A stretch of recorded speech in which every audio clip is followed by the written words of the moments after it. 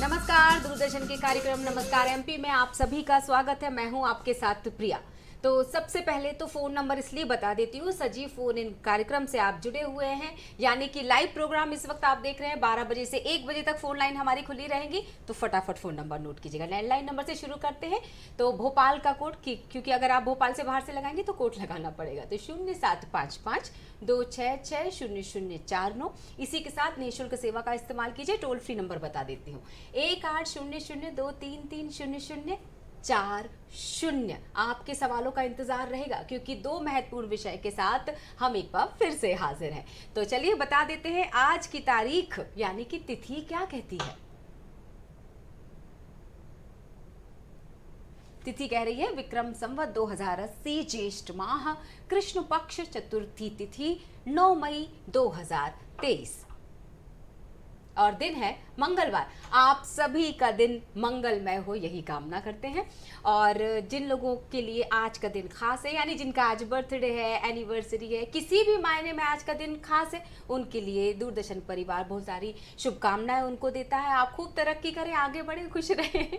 इसी के साथ अच्छी अच्छी बातों के साथ अगला क्रम जो हमारा है वो सुविचार का है। तो क्या कहता है आज का विचार? आज का विचार कह रहा है कि हम ये प्रार्थना ना करें कि हमारे ऊपर खतरे ना आए, बल्कि हमें ये प्रार्थना करनी चाहिए कि हम उनका निडरता से सामना कर सकें। और आप जानते हैं ये बात किसने कही थी? अभी हाल ही में रविंद्रनाथ टैगोर जी की जयंती 7 मई को निकली। ये शब्द दरअसल उनके थे। वाकई हर बार जब हाथ जोड़े जाते हैं तो ये कहा जाता है कि भगवान हमें सारी विपत्तियों से दूर रखना, हम पे कोई विपत्ति ना आए। बल्कि अब हम ये कहना शुरू करेंगे कि विपत्तियां तो आएंगी, क्योंकि कई बार तो लिख दिया गया है ना, तो वो आए और हम उनका निडरता से डट कर सामना कर सकें और उनसे बाहर निकल सकें, यही कामना करते हैं। चलिए, आज 9 मई है, बता दिया, दिन मंगलवार। और आज की तारीख में बहुत सारी चीज़ें हुई, जैसा कि ताजमहल के बारे में बताऊं, 22 साल बाद बनकर तैयार हुआ था। तो इतिहास में क्या है आज खास, बता देते हैं आपको। तो 1540 की बात करेंगे। कई सालों तक मुगल सम्राट अकबर के साथ संघर्ष करने वाले महाराणा प्रताप का उदयपुर मेवाड़ में जन्म हुआ था। जी हाँ, 1540 में इनका जन्म हुआ था। अब बात करते हैं 1653 की। विश्व विख्यात ऐतिहासिक इमारत और दुनिया के अजूबों में शुमार ताजमहल का निर्माण 22 साल के निरंतर परिश्रम के बाद हुआ। आपको बताऊं, मुगल बादशाह शाहजहां द्वारा बेगम मुमताज महल की याद में बनाया गया मोहम्मद का अजीम शाहकार ताजमहल 9 मई के दिन ही, यानी आज के दिन ही बनकर तैयार हुआ था। अब अगले अगर मैं 1866 की बात करना चाहूँ तो 1866 में स्वतंत्रता सेनानी गोखले जी की बात करेंगे। समाज सेवी, विचारक, सुधारक गोपाल कृष्ण गोखले जी का जन्म भी आज ही के दिन हुआ था। 1947 की भी बात करते चलेंगे कि विश्व बैंक ने अपना पहला ऋण फ्रांस को दिया था। गोखले जी की तस्वीर इस वक्त आप देख पा रहे थे। अगली तस्वीर जो मैं आपको बता रही हूँ वो दरअसल विश्व बैंक ने अपना पहला ऋण फ्रांस को दिया था। इस संबंध में आपको बता रहे हैं। अब मैं बता रही हूँ 1874 की बात। तब बम्बई कहा जाता था उस शहर को जिसे आज मुंबई कहा जाता है। पहली बार घोड़े से खींची जाने वाली ट्राम कार शुरू हुई थी। और अब बहुत ज़्यादा इम्पॉर्टेंट मैं बात करने वाली 2010 की, भारत की वंदना शिवा। ये नाम नया नहीं है, तस्वीर भी हम आपको बताएंगे। वंदना शिवा जी, ये चेहरा किसी के लिए परिचय का मोहताज नहीं है। आज ही के दिन उनका नाम घोषित किया गया। तस्वीर आप देख सकते हैं। विकसित विकासशील देशों में महिला सशक्तिकरण और पर्यावरण संरक्षण के लिए सिडनी शांति पुरस्कार के लिए मैम को चुना गया था। तो इतिहास में सारी चीज़ें खास थी। और अब इसी विषय से जुड़कर भी हम बात करेंगे, क्योंकि पर्यावरण की भी बात छेड़ी दी है, तो ये ज़रूर बताएंगे कि आज विषय क्या है और विशेषज्ञ क्या है। एक बार फिर से फ़ोन लाइन नंबर नोट करवा देती हूँ, क्योंकि जैसे ही आपको पता चलेगा कि आज हम किन लोगों से बात करने वाले हैं तो आपके सवाल बन ही जाएंगे अपने आप। 0755-266-0049, 1800-233-00 40 आप डिस्प्ले हो रहा है स्क्रीन पर, आप चाहे तो नोट डाउन कर लीजिएगा। चलिए विषय बता देते हैं कि कहते ना जैसा खाए अन्न वैसा हो जाए मन। तो बिल्कुल आहार पर बात करेंगे क्योंकि हमारे साथ एम्स की अमृता जी, अमृता सक्सेना उनका नाम है, हमारे साथ जुड़ी हुई हैं, जानी मानी आहार विशेषज्ञ। उनका स्वागत करते हैं और अब स्वागत करते हैं विशेष मेहमान का। आज की एक मुलाकात अभिलाष खांडेकर जी के साथ, वरिष्ठ पत्रकार हैं और बताना चाहेंगे मध्य प्रदेश क्रिकेट एसोसिएशन के अध्यक्ष भी हैं, बाघों और पर्यावरण के जानकार भी हैं। इन सारी विधाओं पर चर्चा करने वाले हैं और जानेंगे कुछ राज की बातें भी सर से। बहुत बहुत स्वागत है आप दोनों का सर, मैम। मुझे ऐसा लगता है कि सबसे पहले शुरुआत अभिलाष सर आपसे कर देती हूँ मैं। लोग ज़रूर ये जानना चाहेंगे, मैं आपको ना कई सालों से देखती चली आ रही हूँ, बहुत से लोग आपको कई सालों से देखते चले आ रहे हैं, ना ही आप घटते हैं ना ही आप बढ़ते हैं। पहले तो सेहत का राज ही बता दीजिए हमारे दर्शकों को। मैं आहार विशेषज्ञों की सलाह पर खाना खाता हूँ और उसी के कारण जो आज हूँ, जो इनके कारण मैडम सक्सेना हैं वो आहार पर बात करेगी। लेकिन निश्चित बात है कि मैं चूँकि अपने स्कूल और कॉलेज के ज़माने में खिलाड़ी रहा था, तो उस समय तो इतनी ज़्यादा हेल्थ के बारे में जानकारी नहीं होती थी। लेकिन घर पर माता पिता बोलते थे कि खेलने जाना है, तो हम इंदौर के एक हैप्पी वंडर्स नाम का जो क्लब थे उस पे खेलने जाते थे। तो धीरे धीरे खेलों में ज़्यादा रुचि होने लग गई, फिटनेस के बारे में बात समझ में आने लग गई। फिर जब न्यूट्रिशन और डाइटिशियंस ये सब चीज़ें नई पिछले 20-25 सालों में समाज में आने लग गई, तो पता लगने लगा कि क्या खाना चाहिए, कितना खाना चाहिए, कम खाना चाहिए, ज़्यादा खाना चाहिए। अपनी हेल्थ को भगवान ने इतना सुंदर मशीन जैसा शरीर बनाया है जो कोई भी फैक्ट्री में नहीं बन सकता है। उस शरीर को यदि हम ढंग से देख पाएँ, उसकी यदि जिसको कहते हैं देखभाल कर पाएँ हम ठीक ठाक, तो वो शरीर हमेशा हमारा साथ देता है। लोग अक्सर कहते हैं मेरा सिर दुख रहा है, मेरे को पेट में दुख रहा है, तो क्या खाते पीते हैं, कैसे कब सोते हैं, कितना व्यायाम करते हैं, इन सारी चीज़ों के ऊपर हमारी शारीरिक जिसको कहते हैं जो अवस्था है या हमारे जिसको हेल्थ कहते हैं, वो इन सारी चीज़ों पर निर्भर करती है। बिल्कुल सही बात है कि और मुझे ऐसा लगता है सर, अगर मैं गलत नहीं हूँ तो आप दुरुस्त कीजिएगा मेरी जानकारी को, कि अगर हम 5 साल बाद जैसा दिखना चाहते हैं, या ये भी कहा जाता है कि जैसा बनना चाहते हैं उसकी तैयारी आज से ही शुरू कर दें, तो शायद ये मेहनत ये आज या कल की या 1 महीने 2 महीने की निश्चित नहीं है। देखिए, मेहनत तो जो है वो आपको जो जिसको कहते हैं नतीजे बाद में देती है। हम पढ़ाई के बारे में बात करें या हम और भी किसी के बारे में बात करें, आज जो हम काम करते हैं उसका नतीजा हमको कल मिलता है। तो लेकिन नतीजों के लिए भी काम करना ज़रूरी नहीं है। हम लोगों को जब हम स्वास्थ्य की बात कर रहे हैं तो स्वास्थ्य हम सब लोगों के लिए इतना महत्वपूर्ण है, उसके अलग अलग कारण हो सकते हैं। लेकिन जो लोग जिसको कहते हैं यदि फिट नहीं रहें, यदि बीमार रहें, तो उनकी जो फैमिलीज़ हैं, उनका जो कुटुंब है उसमें भी उनको दिक्कत होती है, चाहे छोटा बच्चा हो चाहे वरिष्ठ व्यक्ति हो। और फिर आजकल हम देख रहे हैं कि जीवन की जो जिसको कहते हैं स्पैन ऑफ लाइफ वो काफ़ी बढ़ गया है। पहले ज़माने में हार्ट अटैक्स और ये वो सब चीज़ों से लोग बहुत जल्दी इस दुनिया से निकल जाते थे और कारण भी नहीं पता लगता। मेडिकल साइंस इतना एडवांस हो गया है, उसके ज़रिए अब 70, 80, 90 साल जीना बहुत आसान हो गया है। लेकिन क्या ये ज़िंदगी जो हम जी रहे हैं उसमें हमको बीमार होना ज़रूरी है या हमारी हालत ख़राब होना ज़रूरी?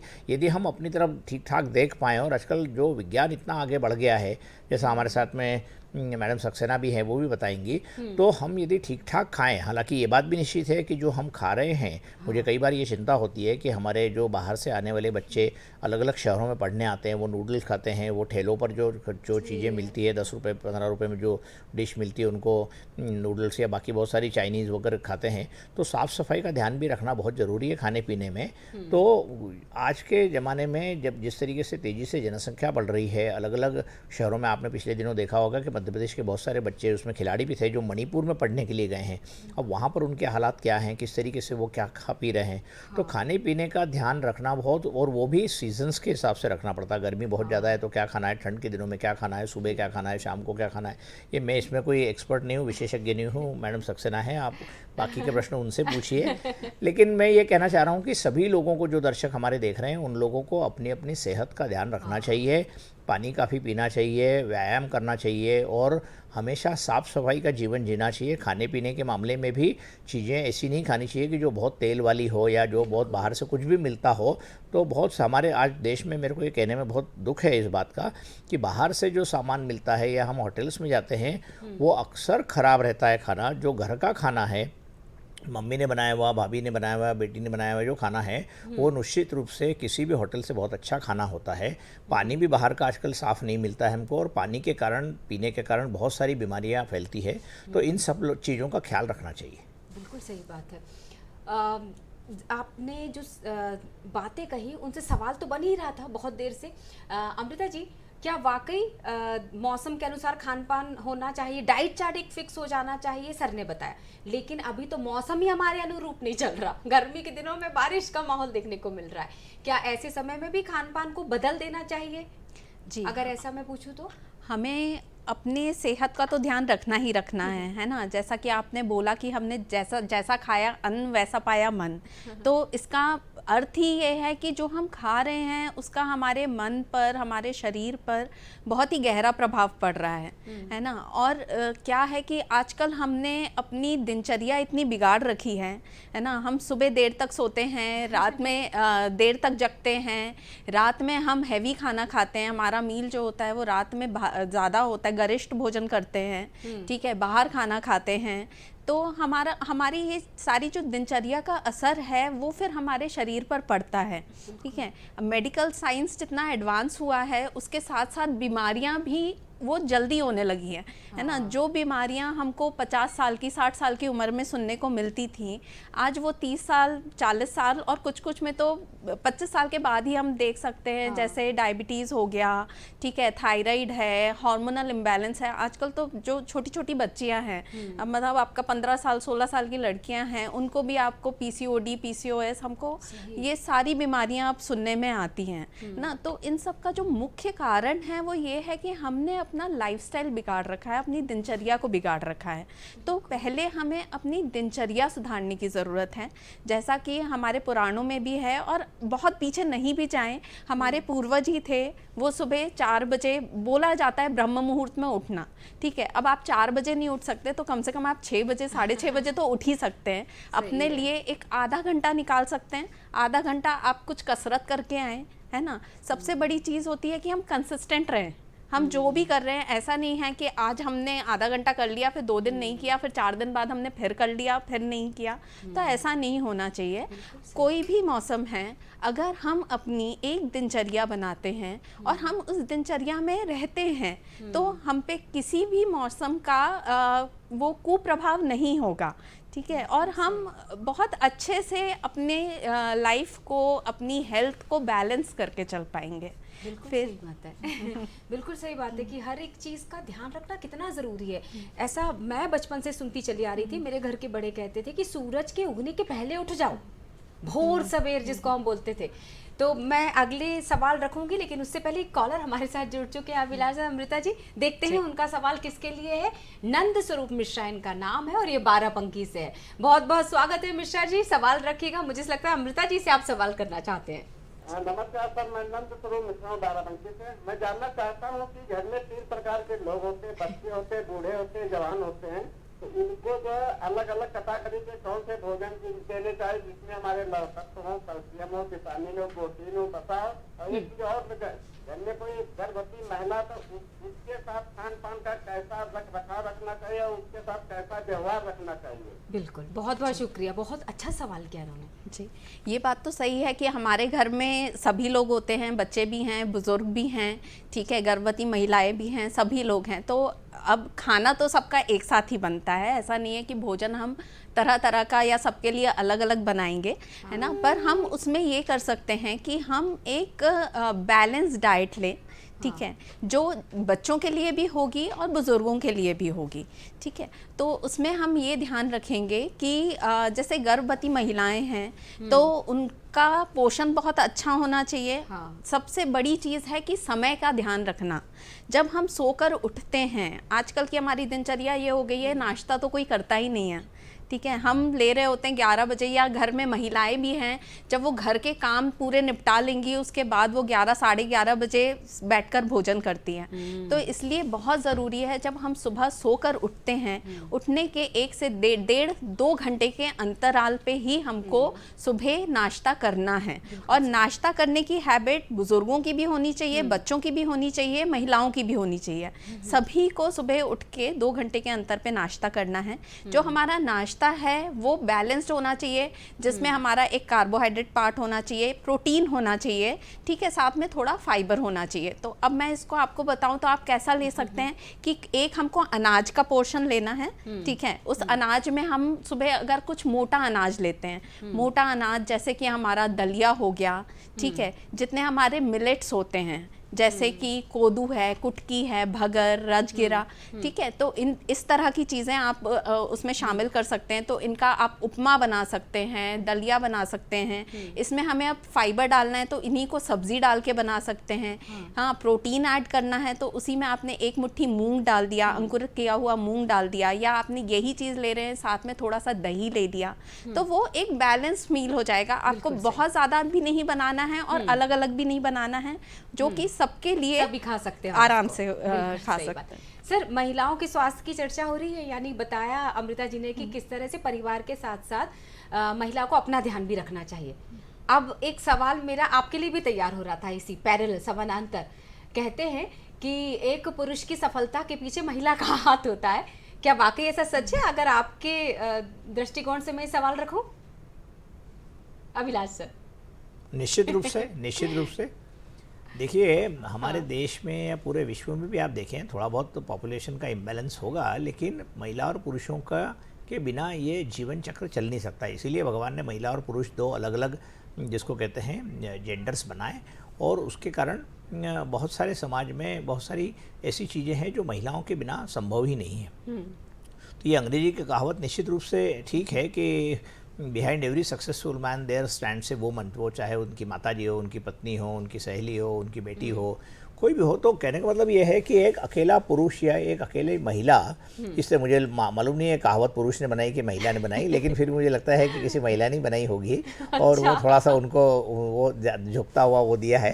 लेकिन फिर भी कहने का मतलब ये है कि आपको जब तक अपने परिवार से मदद नहीं मिलती है, जब हम बच्चे रहते हैं, जब हमारी माताजी हमारे साथ में रहती है, दादी रहती है, शादी होने के बाद पत्नी रहती है, उसके बाद में बच्चे रहते हैं, बिटिया है। कई जगह आपने देखा होगा पिता और बेटी में बहुत अच्छे संबंध होते हैं और बेटी के कारण पिता भी बहुत काफ़ी आगे तक।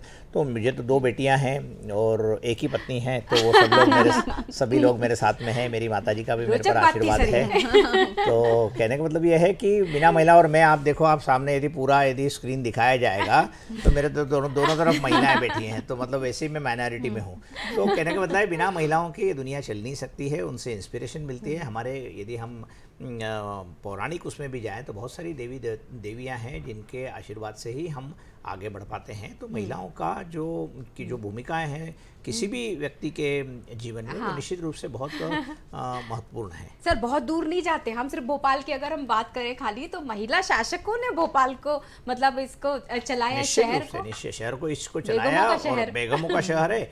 और आज भोपाल की प्रथम नागरिक भी एक महिला हैं। मध्य प्रदेश में कई जगह पर तो महिलाएं नहीं रही, लेकिन मध्य प्रदेश में भी मुख्यमंत्री महिला रही हैं, उमा भारती जी। तो महिलाओं का राष्ट्र भी चलाया है सर, राष्ट्र भी चलाया। हाँ, तो महिलाओं का क्षेत्र। और आप देखो, मैं आपने क्रिकेट का जिक्र किया, हमारी महिला क्रिकेट टीम भी बहुत कई दिनों से मध्य प्रदेश क्रिकेट की मिताली बहुत अच्छा खेल रही है सर। तो महिलाओं ने भी पिछले दिनों अपनी भोपाल की एक लड़की है सौम्या, जिसने पिछले दिनों वर्ल्ड कप में अंडर 19 में जो जीता हुआ, मतलब जो विनिंग शॉट जिसको बोलते हैं, वो उस बच्ची ने वो किया। तो महिलाओं का, बेटियों का रोल मध्य प्रदेश में तो और बाकी देश में और दुनिया में तो है ही, उसको कोई कहे मना नहीं कर। इंग्लैंड में आपने देखा होगा कि वहाँ पर प्राइम मिनिस्टर वहाँ पर महिला थी, फ्रांस में थी, जर्मनी में थी, बहुत सारे देशों में, इवन पाकिस्तान में थी। तो जहाँ पर हम कहते हैं कि सर, एक बात पूछूं मैं आपसे, आपको डिस्टर्ब कर दिया मैंने आपके बोलते बोलते, लेकिन ये बातचीत चलती मुझे, हाँ, बातचीत तो चलती रहेगी। अगर मैं ये कहूँ, एक जो वाक्य बोला जाता है कि महिलाएं आप किसी से पीछे नहीं हैं, हम इसको बदल दें क्या? महिलाएं अब आगे ही आगे हैं, कुछ ऐसा करें? बिल्कुल करना चाहिए। क्यों नहीं करना चाहिए? आप देखिए, कई सारे ऐसे क्षेत्र हैं जहाँ पर मैं पिछले दिनों सतपुड़ा नेशनल पार्क में गया। तो वहाँ पर मैंने देखा कि जो टूरिस्ट, मतलब जो हमारे पर्यटक हैं, उनको घुमाने के लिए जो जिप्सी हैं, वो चलाने वाली वहाँ के फॉरेस्ट डिपार्टमेंट ने, सतपुरा के टाइगर रिजर्व के मैनेजमेंट ने महिलाओं को, वहाँ के स्थानीय महिलाओं को नौकरी दी और वो जिप्सी चला के बहुत खतरनाक रास्तों से ऊपर ले जाके बाघ दिखाने का काम कर रही हैं। तो वहाँ से लेके आप देश में ऊपर तक जाएं तो हर जगह पर आज आप देखिए हमारी फाइनेंस मिनिस्टर जो है वो एक महिला है। बहुत सारी ऐसी महिलाएं हैं जो केंद्र में बहुत अच्छा काम कर रही हैं। तो महिलाएं निश्चित रूप से आगे जा रही हैं। तो इसमें किसी भी तरीके से ये बात है कि ये जब हमारा समाज है उसमें किसी भी तरीके का इम्बैलेंस हो जाता है। आप सुप्रीम कोर्ट में जजेस देखिए, वहाँ पर महिलाएं हैं। पिछले दिनों एक बड़ा महत्वपूर्ण जजमेंट एक महिला सुप्रीम कोर्ट सर स्टैच्यू क्योंकि मैं इस बातचीत को यहीं से उठाऊंगी, एक छोटा सा सेगमेंट हमारा फिटनेस का, क्योंकि महिलाओं की फिटनेस पर हम बात कर रहे थे। फिर चाहे वो गृहिणी हो, चाहे वर्किंग हो, किसी भी एज ग्रुप की हो, कैसी फिटनेस होनी चाहिए, क्या वर्कआउट हो सकता है, एक छोटी सी झलक के लिए चलते हैं अगले सेगमेंट की तरफ जो है फिटनेस से जुड़ा।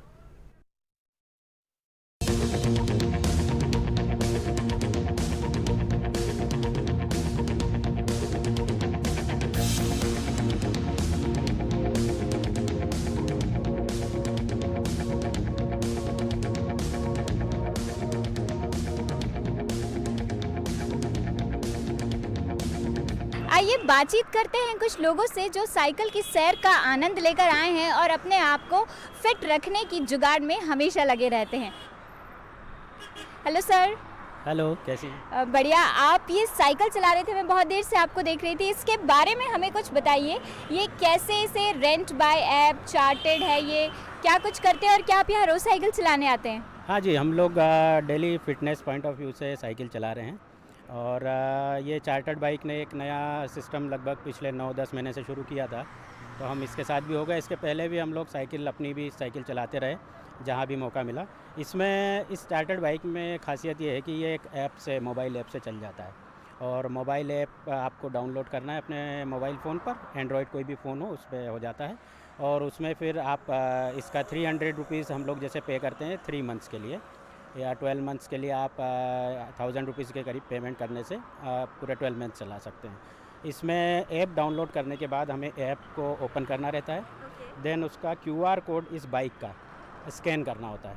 तो QR कोड जैसे स्कैन करते हैं मोबाइल में आप इस बाइक का नंबर दिखने लगता है कि ये बाइक का नंबर क्या है। वो बाइक नंबर को जब आप क्लिक करते हैं तो एक OTP आता है। वो 4 डिजिट का OTP होता है जो यहाँ पर एक पैनल दिया हुआ है। इस पैनल पे वो 4 डिजिट का जब हम OTP इंटर करते हैं तो गाड़ी पे लिखा हुआ जाता है रेंटेड, मतलब वो हमारे लिए यूज़ करने के लिए हो गई है, गाड़ी अवेलेबल है। अब उसका लॉक वहाँ सामने से खोलते हैं और फिर गाड़ी यूज़ कर सकते हैं। क्या बात है, आसानी से एक छोटा सा मोबाइल ऐप अपने मोबाइल फ़ोन में डालकर आप इस चार्टर्ड बाइक को यूज़ कर सकते हैं, इसे चला सकते हैं, अपने शहर को प्रदूषण रहित बना सकते हैं, इसके अलावा अपने आप को फिट भी रख सकते हैं। यहाँ पर लोग काफ़ी कम नज़र आ रहे हैं और अगर मैं बात करूँ कि आपने इस चार्टर्ड बाइक के हेल्प से अपने आप में क्या चेंजेस पाए हैं पिछले इन महीनों में? एक्चुअली मैं थोड़ा सा बॉडी की फ़िटनेस पे ज़्यादा ध्यान देता हूँ, खासकर जैसे कि अब इस उम्र के पड़ाव पर शुगर लेवल और BP ये 2 समस्याएं बहुत ज़्यादा आती हैं। लेकिन मैंने जब से चार्टर्ड बाइक यूज़ करना शुरू किया है पिछले लगभग 9-10 महीने से, मुझे कभी भी शुगर लेवल और BP की समस्या नहीं हुई। मैं रेगुलर उसकी मॉनिटरिंग करा रहा हूँ। मैडम, आप भी ये साइकिल चलाती हैं? कब से चला रही हैं आप ये साइकिल? 9-10 मंथ से चला रही हूँ। 9-10 महीने से। तो आपने क्या फ़र्क महसूस किया है? कुछ वेट लॉस हुआ है या शरीर में कुछ एनर्जी? क्या आपको एनर्जी तो महसूस होती है सुबह मॉर्निंग में, आप साइकिलिंग चला लेते हैं तो उससे आपको लगता है कि आप दिन भर एनर्जेटिक रह गए हैं और आपके नी प्रॉब्लम से थोड़ा आराम मिल जाता है। आप नॉर्मल रूप में तो वो एक्सरसाइज नहीं कर सकते, परंतु कम से कम साइकिलिंग के रूप में आप वो एक्सरसाइज डेली आप फिक्स हो जाता है कि आपको साइकिलिंग करना है, उससे आप नी को फिट रख सकते हैं। मैम, अगर बात करें बेनिफिट्स की तो हेल्थ बेनिफिट्स क्या क्या हैं साइकिलिंग के? आप डेली एक्सरसाइज हो जाती है, इससे डेली वॉक करने निकलते हैं, रेगुलर एक पैटर्न बन जाता है आपका कि आप डेली आपको साइकिलिंग करना है तो आप चलाते रहेंगे। अच्छा, और मैं पूछना चाहती हूँ, आपको पुराने दिनों की याद भी आ गई क्या आपने? जी हाँ, बचपन में काफ़ी दिनों से साइकिल चलाई थी, वो बीच में ब्रेक हो गया था। कम से कम चार्टर्ड बाइक वालों ने साइकिल स्टार्ट करके ये तो कर दिया कि हम वापस अपने बचपन की ओर लौट सकते हैं। क्या बात है, ये है स्मार्ट सिटी की स्मार्ट साइकिल्स और स्मार्ट वुमेन्स भी, जहाँ पर आज वुमेन्स को इस भाग दौड़ भरी ज़िंदगी में अप एंड डाउन करना पड़ता है, बहुत मेहनत करनी पड़ती है। वही वो अपनी बॉडी को लेकर, अपने फिजिक को लेकर बहुत ही ज़्यादा अवेयर हैं। जैसे कि मैडम ने बताया कि वो इस चार्टर्ड बाइक के साथ पिछले 9-10 महीनों से साइकिलिंग कर रही हैं और अपने घुटनों का ख्याल रख रही हैं।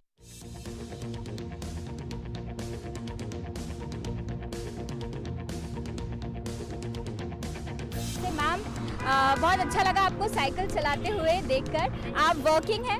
हाँ जी, वर्किंग हूँ। तो कैसे टाइम मैनेज करती हैं आप, और साथ में यूथ्स को क्या कहना चाहेंगी साइकिलिंग को लेकर? एक्चुअली साइकिलिंग उठाने के लिए या रेंट पे लेने के लिए कोई पर्टिकुलर टाइम फिक्स नहीं है। 24/7 साइकिल डॉकयार्ड पर अवेलेबल रहती है, तो आप जब चाहें तब चला सकते हैं। हमारे अपने शहर को हमको यदि प्रदूषण रहित करना है तो हमें ज़्यादा से ज़्यादा लोगों को साइकिल का यूज़ करना चाहिए, और गवर्नमेंट को भी थोड़े से डॉकयार्ड स्टेशन ज़्यादा बनाने चाहिए ताकि इजीली अवेलेबल साइकिल हो हमारे जहाँ यूनिवर्सिटीज़ हों, कॉलेज हों, मार्केट हों, स्कूल हों।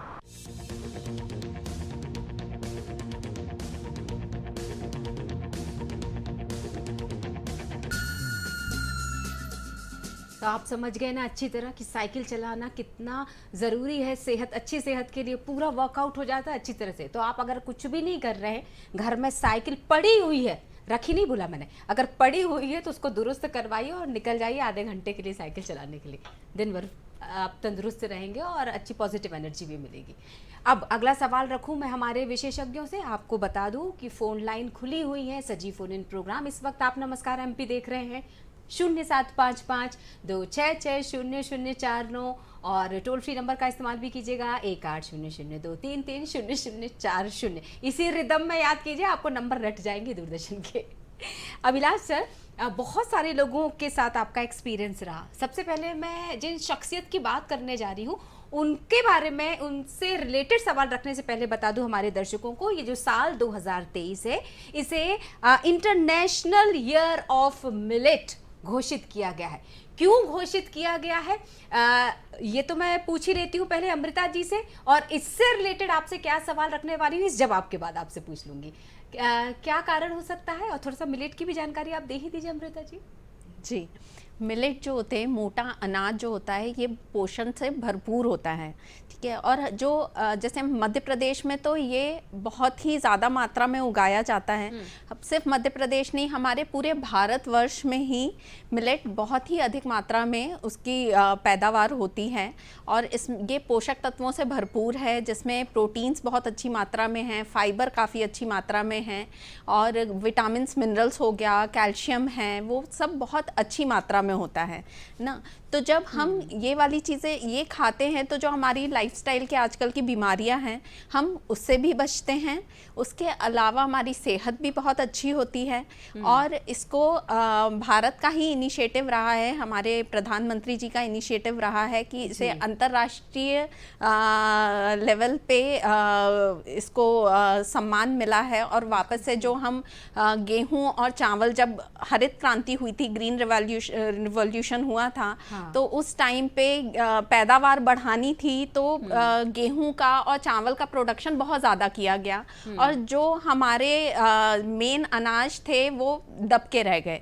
अब वापस से क्योंकि हम वापस से जान रहे हैं कि उनमें पोषक तत्व इतने हैं, इसलिए फिर से उनको खाने पे जोर दिया जा रहा है। ये ज़रूरी नहीं है कि सिर्फ हम दलिये को ही मिलेट के अंतर्गत गिने, क्योंकि अभी तक तो बस मोटा अनाज की जब हम बात करेंगे तो सिर्फ दलिया ही सबके जहन में आता है।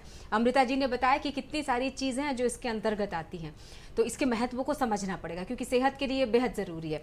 एक सवाल, चूंकि मिलेट की बात हो रही थी अभिलाष सर, आपसे पूछ लेती हूँ मैं। वंदना शिवा जी का जिक्र किया था मैंने इतिहास के दौरान, तो वंदना शिवा जी क्योंकि आपसे भी जुड़ी रही हैं वो, और आपसे जब बात हो रही थी तो आपने कहा कि मिलेट पर उन्होंने बहुत सारा काम किया है। सर वो अनुभव शेयर कीजिए। निश्चित रूप से जब 2023 को अंतर्राष्ट्रीय स्तर पर इंटरनेशनल ईयर ऑफ मिलेट्स जब घोषित किया, उसके बाद में प्रधानमंत्री जी ने लोकसभा के सारे सदस्यों को, मतलब संसद सदस्यों के साथ में सिर्फ मिलेट को लेकर एक भोजन किया था, और ये संदेश देने की कोशिश की थी कि मिलेट्स का भी महत्व हमारे जीवन में है। लेकिन वंदना शिवा जी जो देश की बहुत बड़ी पर्यावरणविद है, उन्होंने पिछले 25 साल से वो लगातार मिलेट्स के ऊपर काम कर रही है, वो बीजों के ऊपर काम कर रही है, अलग अलग बीजों को बचाने के लिए काम कर रही है।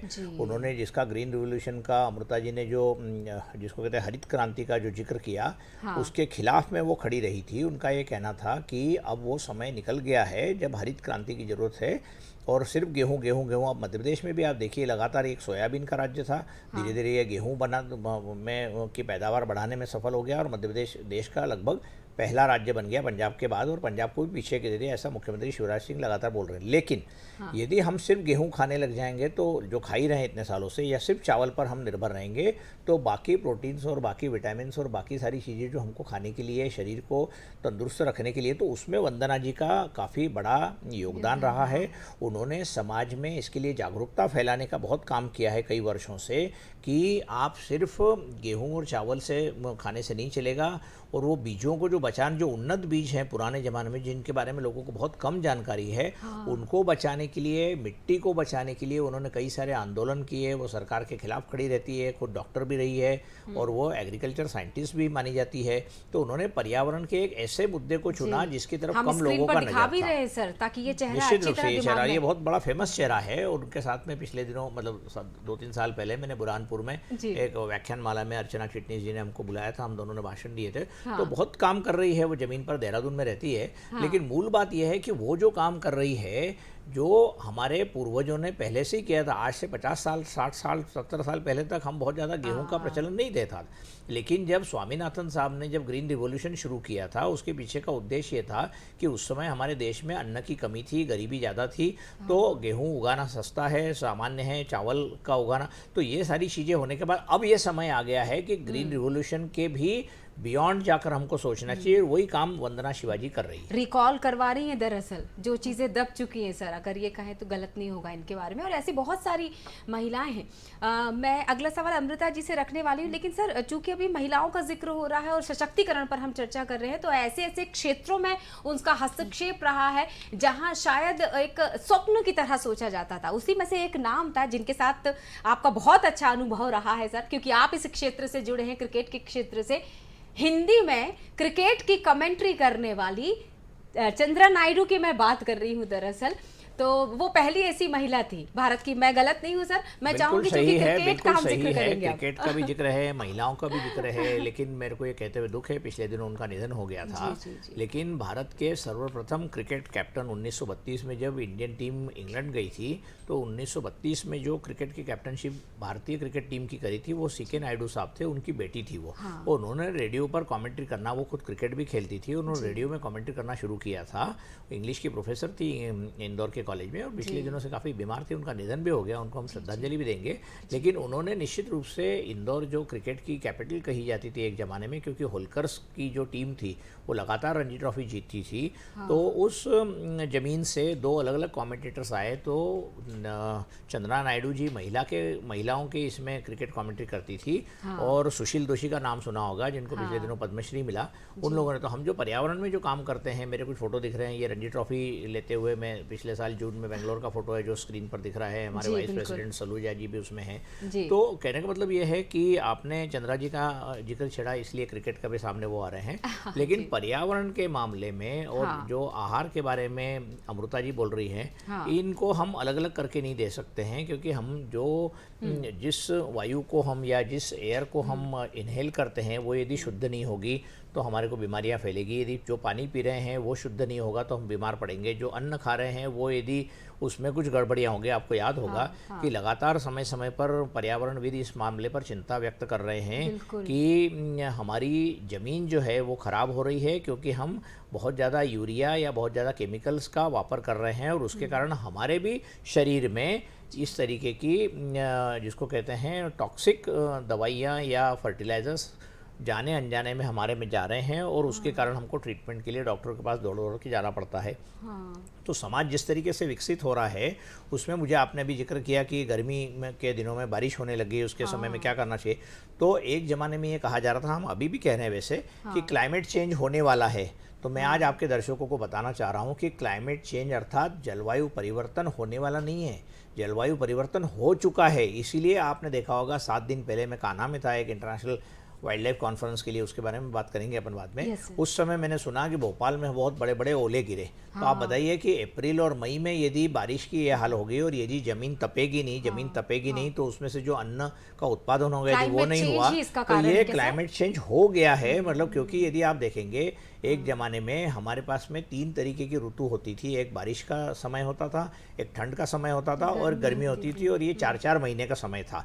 तो ये 12 महीने में ये बटा हुआ था। ऋतु तो खैर ज़्यादा है, लेकिन फिर भी ये समय जो मौसम होते थे अब धीरे धीरे वो कम होने लग गए हैं। बारिश पहले आधारभूत 3 ऋतुएं मानी आधारभूत जाती 3 ऋतुएं हैं। अब बारिश 4 महीने के बजाय 2 महीने में होने लगी। अब बारिश बहुत ज़्यादा होने लग गई है। तो एक्सट्रीम एनवायरनमेंट के जो इवेंट्स हो रहे हैं वो क्लाइमेट चेंज की तरफ इंगित करते हैं और बताते हैं कि अब जलवायु परिवर्तन हो चुका है, क्योंकि पिछले 30, 40, 50 सालों में हमने बहुत गलतियां की है। हमने बहुत फॉसिल फ्यूल जलाया है, हमने एसी जलाए हैं, हमने शहर में वायु प्रदूषण बहुत फैलाया है, हमने ज़मीन की तरफ देखा नहीं है, और हमने सिर्फ मतलब आदमी ने सिर्फ अपनी तरफ देखा है और अपने स्वार्थ के लिए उसने जो जो काम किए उसका फल आज हमको सामने दिख रहा है कि हम लगातार चाहते हैं कि गाड़ी में बैठे तो एसी लगाएं, हॉल में बैठे तो एसी लगाएं, घर में लगाएं। तो जितना हम एसी का, एयर कंडीशनर का यूज़ करेंगे, उपयोग करेंगे, उतनी बाहर और गर्मी फैलेगी। हम जितने पेड़ काटेंगे, जितना हम ज़मीन का, जिसको कार्बन की बात चल रही है, यदि हम ज़मीन के ऊपर लगातार पेविंग करते जाएंगे तो बारिश का जो पानी ज़मीन में जाना है वो जाएगा नहीं। ऐसी बहुत सारी समस्याएं पर्यावरण के लिए, पर्यावरण को सुधारने के लिए बहुत जरूरी है और वो आज ही से करना सर, पड़ेगा। एक छोटा सा सवाल मेरा बन गया है, क्योंकि ये चीज़ हर मीडिया में, अखबार की बात करूं मैं, इलेक्ट्रॉनिक मीडिया, किसी की भी बात करूं, ये ज़रूर बोला जाता है हर बार कि इंसानों के साथ साथ मैं पशु पक्षियों की भी बात करूंगी सर। तो भारत जो है ना बहुत अनुकूल जगह मानी जाती है बाघों के संरक्षण के लिए। ये फैक्ट सही है क्या सर?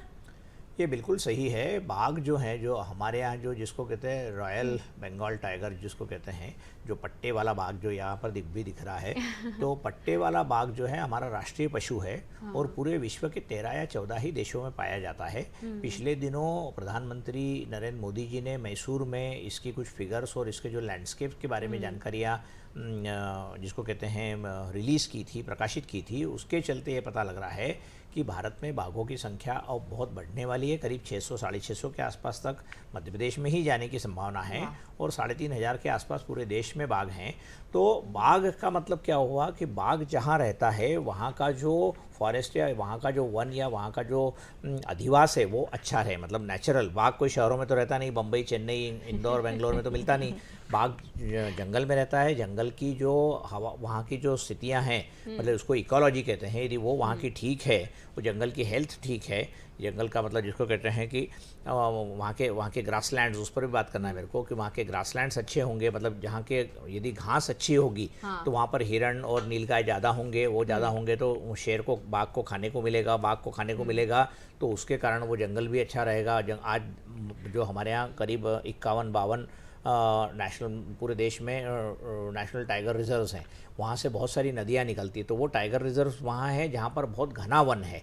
लेकिन घना वन जिसको प्रोटेक्टेड फॉरेस्ट बोलते हैं, वो घना वन देश में लगातार कम होने की चिंता के चलते लोगों ने बाघों को बचाने के लिए, हमारा भी नेचर वॉलंटियर्स नाम की मेरी जो संस्था है इंदौर में, उसने भी 2006 में माननीय मुख्यमंत्री जी को एक मेमोरेंडम दिया था कि बाघों की संख्या उस समय बहुत कम हो गई थी, तो बाघों को बचाना जरूरी। बाघों के बचने से बाकी भी वन्य प्राणी बचते हैं, ये सब साइंस अब एस्टेब्लिश्ड हो गया है। तो अब ये बहुत अच्छी बात है कि बाघों की संख्या अब 3500 के आसपास होने की संभावना है और हर टाइगर रिजर्व की संख्या अगले कुछ दिनों में हमारे सामने आएगी। बिल्कुल सही बात है सर। थोड़ा तो सा भारत निश्चित रूप से उसमें विश्व का सबसे ऐसा बड़ा देश है जहाँ पर 70% पूरे विश्व की बाघों की संख्या है। और अगर हम मध्य प्रदेश के पॉइंट ऑफ व्यू से इस बात मध्य को प्रदेश भी कहें, टाइगर स्टेट होने की स्टेट संभावना कहा है, जाता संभावना है, अभी भी है टाइगर जी, स्टेट। और जी। कर्नाटक या बाकी कोई राज्य यदि बहुत करीब नहीं आता है तो हम वापस उस जिसको कहते हैं उस टाइगर स्टेट का जो स्टेटस है, हम वापस हमें मिलने की संभावना है। बिल्कुल सर। अमृता जी, आपके पास वापस आती हूँ मैं, क्योंकि खान पान का जिक्र सर बार बार हर बातचीत में सर आहार को जरूर जोड़ रहे हैं, यानी कितना महत्व रखता है खान पान। अच्छा, अब चूंकि खिलाड़ियों की भी मैं चर्चा करूंगी, इस वक्त बहुत सारे मतलब कम उम्र से ही मुझे ऐसा लगता है कि खेल के क्षेत्र से जुड़ रहे हैं। बहुत अच्छी बात है कि अन्य गतिविधियों में खेल को बहुत महत्व दिया जा रहा है। हर घर में मुझे ऐसा लगता है हर तीसरे चौथे घर में परिवार ये चाह रहा है कि उनका बच्चा खेल के क्षेत्र से जुड़ जाए, चाहे किसी भी खेल से जुड़ जाए वो। तो एक खिलाड़ी के लिए आहार कितने मायने रखता है? जी, ये आपने बिल्कुल सही कहा कि आजकल खेल के ऊपर या ऐसा बोला जाए कि फिटनेस के ऊपर हम सभी ध्यान देने लगे हैं, और बचपन से ही मतलब पेरेंट्स को भी रहता है कि उनके बच्चे की फ़िटनेस अच्छी रहे, तो वो कोई ना कोई उनको क्लासेस में हो गया वहाँ भेजेंगे, या स्कूलों में भी देखा जाए तो आजकल खेल को भी उतना ही महत्व दिया जाता है जितना कि पढ़ाई को दिया जाता है। तो उस में हमको ये ध्यान रखना चाहिए कि जितना अगर बच्चा खेल रहा है या जितनी हम मेहनत कर रहे हैं उतना ही अच्छा हमारा आहार भी हो। तो उसके लिए ध्यान ये रखना है कि खेलने से पहले जब खेल हम शुरू कर रहे हैं या कोई भी फिटनेस हम जब कोई भी एक्टिविटी कहना चाहिए, कोई फिजिकल एक्टिविटी हम करने वाले हैं, उसको शुरू करने से पहले मोस्टली होता यह है कि हम लोग अर्ली मॉर्निंग में करते हैं या फिर हम शाम को कर रहे होते हैं। तो दोनों ही में हमारा मेजर मील या तो हमने रात में खाना खाया होता है, 12 घंटे का कम से कम 10 घंटे का अंतर हो चुका होता है, या दोपहर में खाया होता है तो भी हमारा कम से कम 3 से 4 घंटे का अंतर तो हो गया होता है।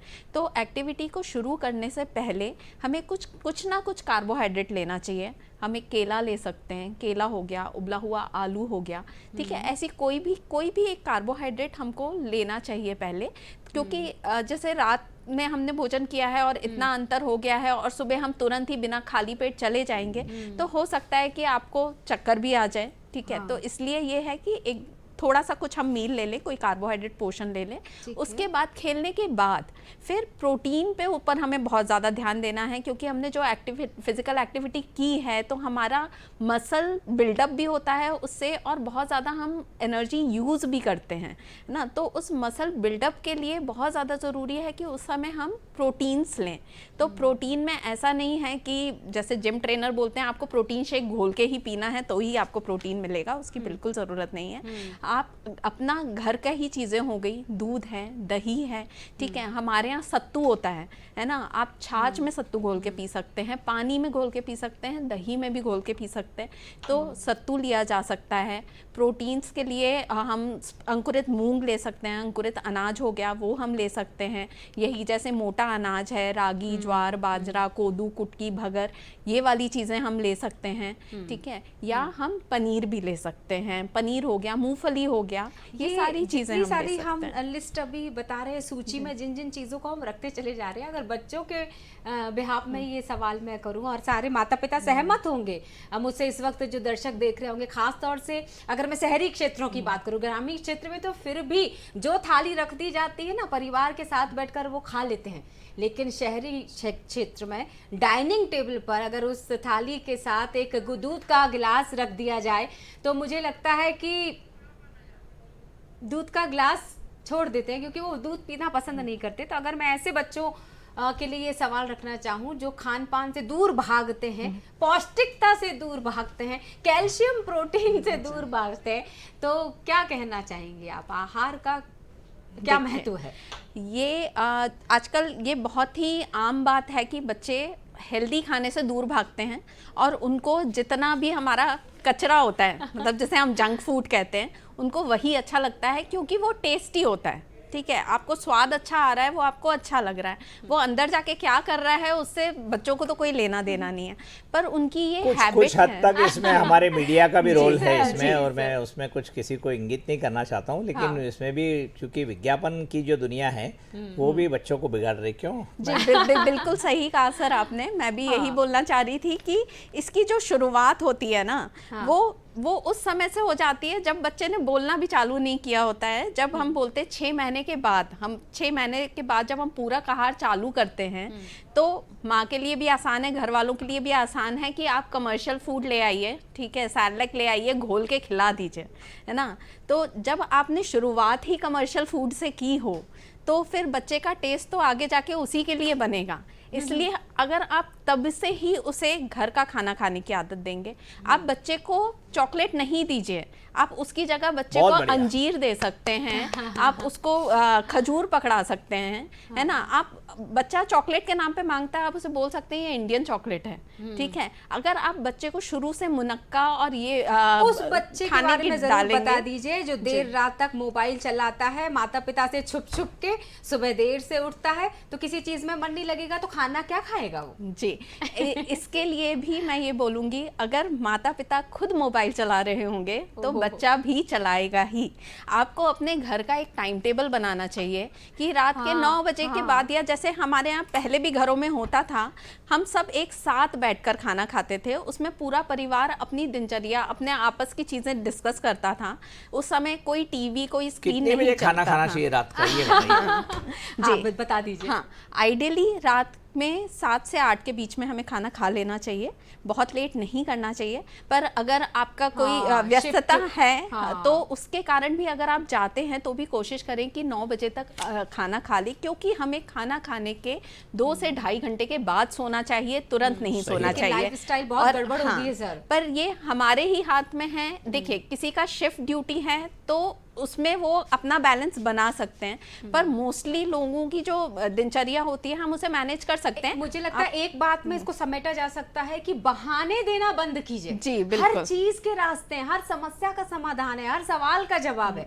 अब मैं उन माओं के लिए आपसे एक सवाल और इसी से जोड़ देती हूँ, क्योंकि कनेक्टिविटी अभी बनी हुई है कि जो आजकल नया ट्रेंड चल गया है ना, छोटे बच्चे खाना नहीं खाते हैं तो मोबाइल ऑन कर देते हैं, सुंदर सा म्यूजिक बजता है और बच्चा उसको देख देख के माँ को जो भी खिलाना हो वो खिला दे। ये बहुत अच्छा हथकंडा अपना लिया है माओं ने। जी, क्या कहेंगे आप उसके लिए? एक्चुअली क्या होता है, जब हम खाना खाने बैठते हैं स्क्रीन बंद होना चाहिए। उस टाइम हम बच्चे की आदत हम ही डाल रहे हैं ना। आपके लिए आसान हो रहा है, वो स्क्रीन देख रहा है, उसने मुंह खोल रहा है, वो खाता जा रहा है, पर उसका दुष्प्रभाव क्या पड़ रहा है कि हमारा माइंड और डाइजेस्टिव सिस्टम कनेक्टेड होता है, ठीक है। जब वो खाना खा रहा है तो माइंड सिग्नल भेजता है, जब उसने चबाया तो सिग्नल जाता है कि जूसेस सेक्रीट करना है, ठीक है। फिर हमारा माइंड ही सिग्नल भेजता है कि उसको फुलनेस आ गई है। जब आप बहुत छोटे बच्चे देखेंगे ना, वो खाने एक बार उनका हो जाता है तो वो छोड़ देते हैं, फिर आप कितना भी खिलाएंगे वो नहीं खाते, क्योंकि उनको वो सेंस आ गया है।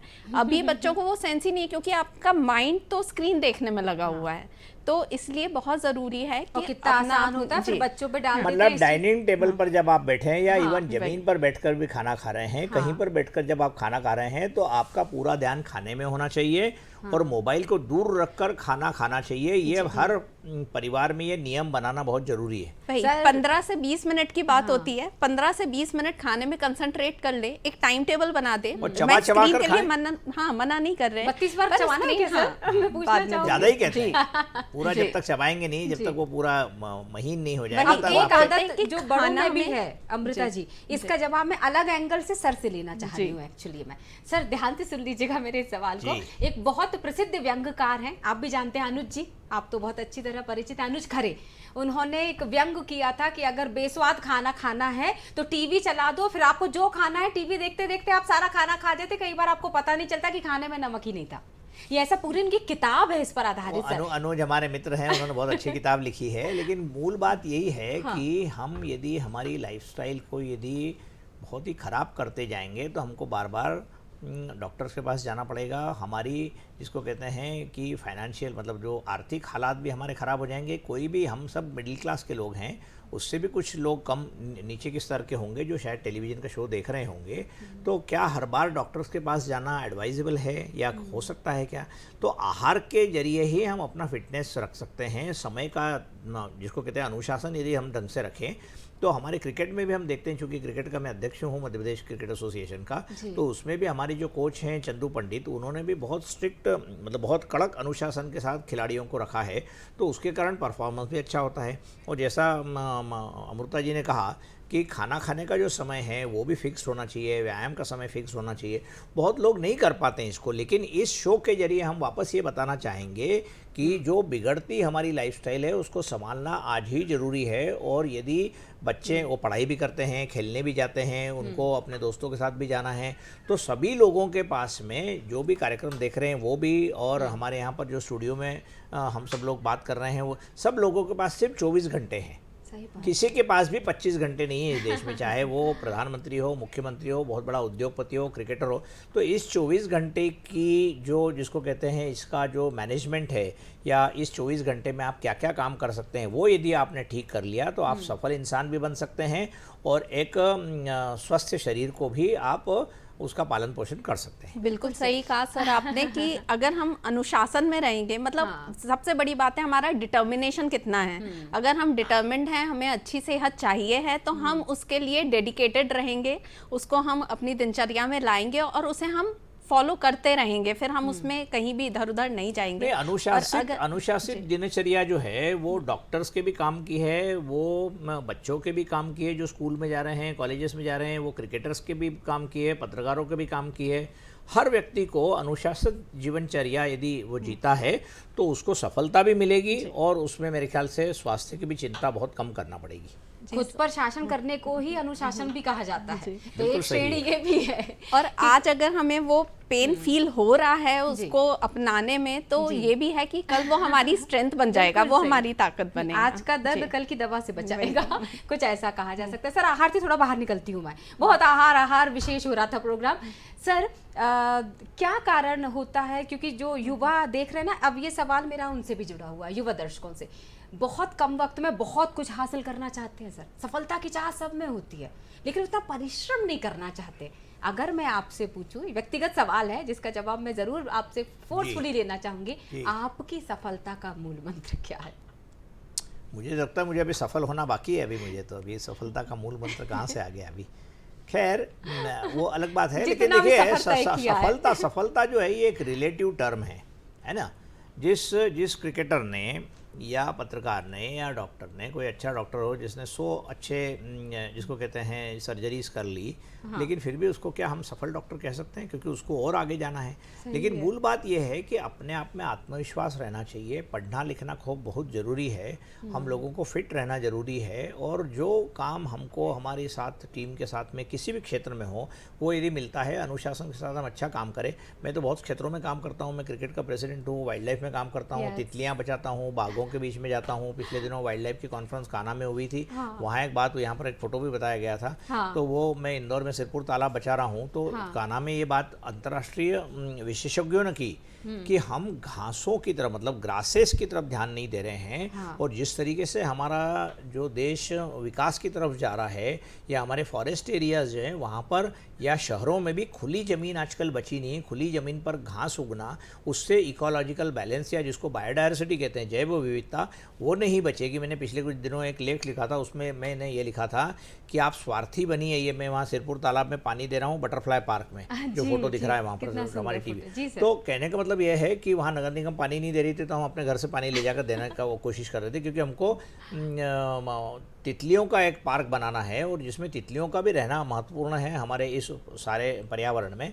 तो बात ये आ रही है कि क्या हम अपने मनुष्य जीवन में बाकी सारी चीज़ों को बिल्कुल ख़त्म कर देना चाहते हैं? क्या हम जंगल ख़त्म कर देना चाहते हैं? क्या हम वन्य जीव ख़त्म कर देना चाहते हैं? हम लगातार जो किसानी भूमि, मतलब जो एग्रीकल्चर लैंड है, उस पर हम घर बनाना चाह रहे हैं। भोपाल के आसपास जो तालाब है इतना बड़ा, जिसको रामसर साइट कहते हैं, 2000 से बना हुआ है, पिछले दिनों ऐसी 2 रामसर साइट इंदौर में बनी और एक शिवपुरी में बनी। कहने का मतलब ये है कि तालाबों को यदि हम नहीं बचाएंगे तो पानी हमको कहाँ से मिलेगा?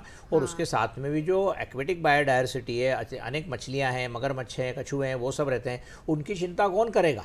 तो आज हमारे पास तो बहुत बड़ी टेक्नोलॉजी आ गई, हम अलग अलग तरीके की टेक्नोलॉजी इकट्ठी कर करके हम, मतलब मानव जीवन जो है, मनुष्य जीवन जो है, वो बहुत प्रभावशाली है, और वो हर जगह आपने देखा होगा पिछले दिनों भारत की जनसंख्या चीन से भी ऊपर चली गई। अब ये कहाँ तक जाके रुकने वाली है किसी को मालूम नहीं है। तो जैसे जैसे जनसंख्या बढ़ेगी वैसे वैसे प्रकृति के ऊपर उसका आक्रमण होते चले जाएगा, पेड़ कटेंगे, ज़मीन खराब होगी, खाने के लिए मिलेगा नहीं। तो इन सारी चीज़ों के लिए हमारे पूर्वजों ने बहुत व्यवस्थाएं की थी, और वो वसुंधरा को बचाने के लिए बहुत सारी काम करते थे। पुराने ज़माने में पेड़ काटना या फसलों में या उसमें ये सारी चीज़ें नहीं थी, लेकिन आज हम देख रहे हैं कि हम जो सादा पानी भी पीते हैं, मैं इसमें कई बार बोलता हूँ कि मैं जो पानी पीता हूँ जी, वो पानी को मैं छोड़ता नहीं हूँ गिलास में, तो हमारे पास पानी पीने का जो है वो मिल नहीं रहा है। एक दिन यदि नगर निगम इंदौर में या भोपाल में या कलकत्ता में या चेन्नई में पानी नहीं देता है तो हाहाकार मच जाता है। फिर भी हम वो पानी के बारे में ज़्यादा सोचते नहीं हैं और उसको फेंक देते हैं। तो पानी बचाना ज़रूरी है, वन बचाना ज़रूरी है, उसी से पर्यावरण बचेगा। और बाकी मतलब आज आजकल आपने कहीं पर वो देखा है जिसको हम रात को चमकने वाला जो एक छोटा सा जुगनू, क्या आप लोगों ने देखा है? पिछले दिनों मैंने कान्हा में देखा मेरे को, लेकिन जुगनू गायब हो गया है। बहुत सारी चिड़िया है हमारी जिसको कहते हैं गौरैया गायब हो रही है। तो इनके बारे में कौन सोचेगा? हम तो सोचेंगे सर। इस शो के माध्यम से मैं वापस सब लोगों से आह्वान करना चाहता हूँ कि पानी बचाइए और मनुष्य जीवन जो बाकी जीव हैं उनके बारे में भी थोड़ा सा सिंपैथेटिक रहे। बिल्कुल सही। तो आपने पूरी बातचीत ही, कोई अलग से सुझाव संदेश लेने की ज़रूरत नहीं है क्योंकि पूरा ही प्रोग्राम संदेशों सुझावों से जुड़ा हुआ था। मैं धन्यवाद करना चाहूँगी, अमृता सक्सेना जी हमारे साथ जुड़ी हुई थी आहार विशेषज्ञ। मैं धन्यवाद करना चाहूँगी अभिलाष खांडेकर सर हमारे साथ जुड़े हुए थे, वरिष्ठ पत्रकार भी हैं और जैसा कि मैंने बताया अध्यक्ष भी है मध्य प्रदेश क्रिकेट एसोसिएशन, और बाघों और पर्यावरण के संरक्षण के लिए भी काम कर रहे हैं। कई सालों से सर जुड़े हुए हैं। इस पूरी बातचीत में एक बात अच्छी जो मैंने अब सीख ली है यहाँ से कि सबसे महत्वपूर्ण है अच्छा नागरिक बनना। ये सारी जो चीज़ें हैं वहीं से निकल करती है। अगर हम अपनी जिम्मेदारी खुद निभाने लग जाएंगे तो सब अपने आप सिस्टमेटिक होता चला जाएगा। इसी खूबसूरत बात के साथ हम जल्दी मुलाकात करेंगे। ये रिपीट होगा रात में 8 बजे, देखना मत भूलिएगा। नमस्कार एमपी, और मुझे दीजिए इजाज़त। खुश रहिए, स्वस्थ रहिए। नमस्कार।